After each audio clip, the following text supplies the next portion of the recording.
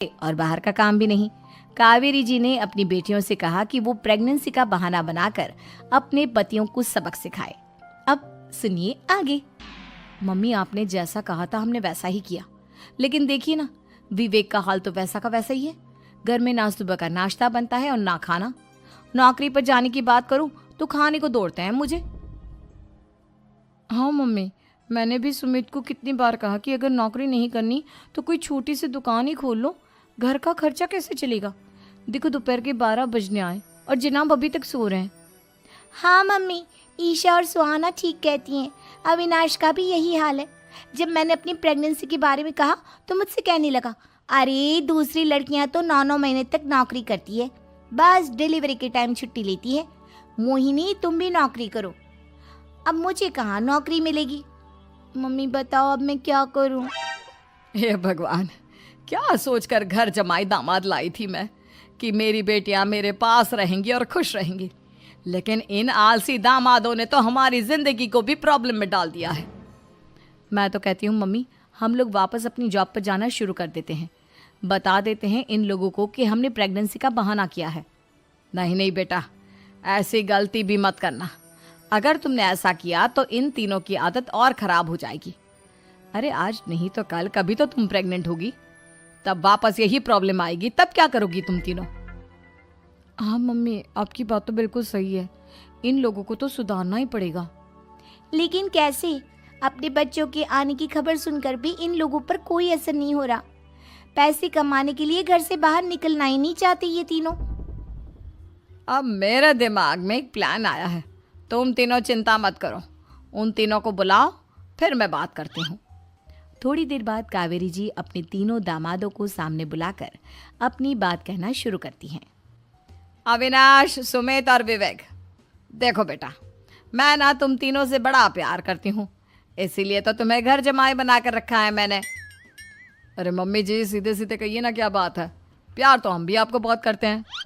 अरे मम्मी जी, आपकी इज्जत भी बहुत करते हैं। अरे भाई, आपके जैसी सास और कमाने वाली बीवी सबको मिलती है क्या? हाँ मम्मी, विवेक और सुमित ठीक कह रहे हैं। आपकी बेटी से शादी करके मेरी तो ज़िंदगी ही अच्छी हो गई है। जानती हूँ मैं, और ये भी जानती हूँ कि तुम तीनों अपने अपनी बीवियों से बहुत प्यार करते हो। बेटा, बात ऐसी है कि हमारे कुल गुरु ने कहा है कि प्रेग्नेंट होने के बाद मेरी तीनों बेटियां शुरू के 4 महीने हमारे गांव में जाकर रहेगी, जहां मेरे चाचा जी रहते हैं। अरे लेकिन क्यों मम्मी, गांव में जाकर रहने की क्या ज़रूरत है इन तीनों को? वो क्या है ना बेटा, हमारे परिवार को एक श्राप है। अगर मेरी बेटियों ने यहाँ पर बच्चा पैदा करने की कोशिश की तो उनके बच्चों को कुछ भी हो सकता है। इसलिए अब से लेकर 4 महीने पूरे होने तक इन्हें गांव वाले घर में रहना पड़ेगा। हाँ तो इसमें प्रॉब्लम क्या है मम्मी जी? हम भी वहाँ जाकर रहेंगे, पिकनिक मनाएंगे। अरे भाई, बीवी जहाँ हम भी वहाँ। हाँ यार, आइडिया तो बहुत अच्छा है। शहर की ज़िंदगी में रह रहकर परेशान हो चुके हैं, अब कुछ दिन गांव में बिताएंगे। तुम लोग समझने की कोशिश क्यों नहीं करते? तुम में से कोई भी वहाँ नहीं जा सकता, और मैं यहाँ रहूँगी ना तुम तीनों के साथ। 4 महीने की तो बात है, उसके बाद ये तीनों ही लौट कर आ जाएंगी। ठीक है मम्मी जी, अब हमारे बच्चों का सवाल है तो ये तो करना ही पड़ेगा।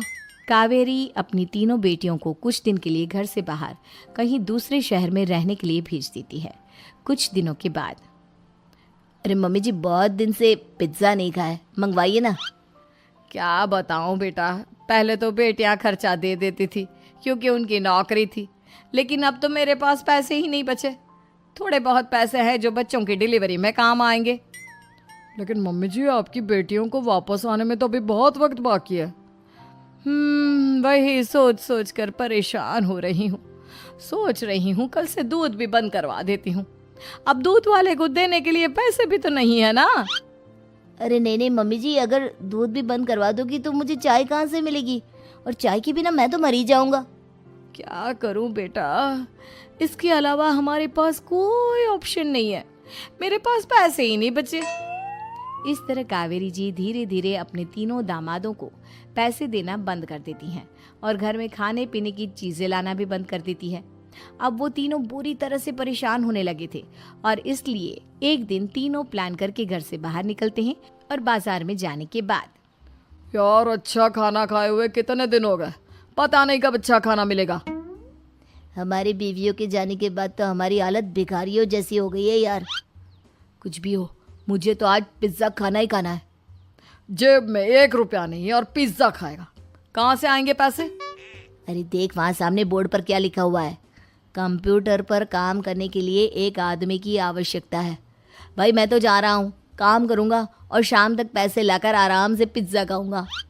जा जा, तुझे कोई काम नहीं देने वाला, हम तो घर जा रहे हैं। चल भाई सुमित। सुमित और अविनाश वहाँ से चले जाते हैं और विवेक उस कंप्यूटर शॉप पर सारा दिन काम करके 5,000 रुपये कमा कर घर लौट कर आता है और अपने खाने के लिए अच्छी अच्छी चीज़ें भी लेकर आता है। ये देखकर विवेक और सुमित के दिल में भी कुछ पैसे कमाने की इच्छा जागती है। अरे सुबह सुबह कहाँ चल दिए तुम? मम्मी जी एक बहुत अच्छी जगह मिली है, कंप्यूटर पर काम करने के 5,000 मिले थे कल मुझे। अगर रोज़ काम करूँगा तो पूरे 40,000 की तनख्वाह। अरे वाह, ये तो बहुत अच्छी बात है दामाद जी, आपको जाना ही चाहिए। सुमित और अविनाश विवेक को इस तरह तरक्की करते देखकर परेशान हो जाते हैं और वो दोनों भी काम की तलाश में निकल पड़ते हैं। धीरे धीरे उन दोनों को भी काम मिल जाता है। अब कावेरी के तीनों दामाद छोटी मोटी नौकरी करके अच्छा पैसा कमाने लगे थे। एक दिन कावेरी उन्हें अपने पास बुलाती है। अरे वाह, विवेक 40,000 कमा लेता है, अविनाश 60,000 और सुमित तुम भी 40,000 के आसपास कमा ही लेते हो। कुल मिलाकर तुम अच्छे खासे पैसे कमा रहे हो बेटा।